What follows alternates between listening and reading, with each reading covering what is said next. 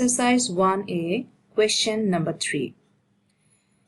If x is directly proportional to y and x equals 4.5, when y equals 3, find three parts are given. Number 1, an equation connecting x and y.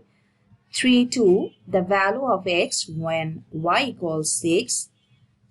Number 3, the value of y when x equals 12. Now, if you observe the question, you can see the quantity of x is directly proportional to y.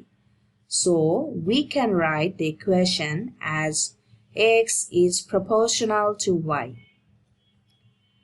Now, as you know that if we want to remove the proportional sign, we can get a constant of proportionality, k. Now, if you could know the value of x and y, then you can develop the equation. Go to the question again. The value of x and y is given. That is, x equals 4.5 and y equals 3. By using these values, you can develop the targeted equation. Let's use the values. The equation will be 4.5 equals 3k. If we mark it as question number 1. If you solve question number 1, then you will get the value of k equals 1.5. Thus, the final equation you can get by using the value of k, that is, x equals 1.5y. This equation is the answer of 3.1. The connecting equation of x and y while direct proportion. Now solve for 3.2.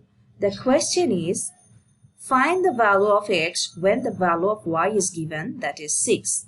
By using the connecting equation of x and y, imply the value of y equals 6. Then you get the equation x equals 1.5 multiplied with 6, that is 9.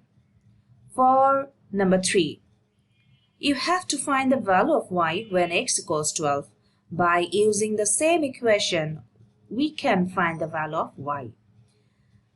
That is 12 equals 1.5y. Now you can solve the value for y. Y equals 12 divided by 1.5 and you will get 8. These three parts are the answers of question number 3. Thank you.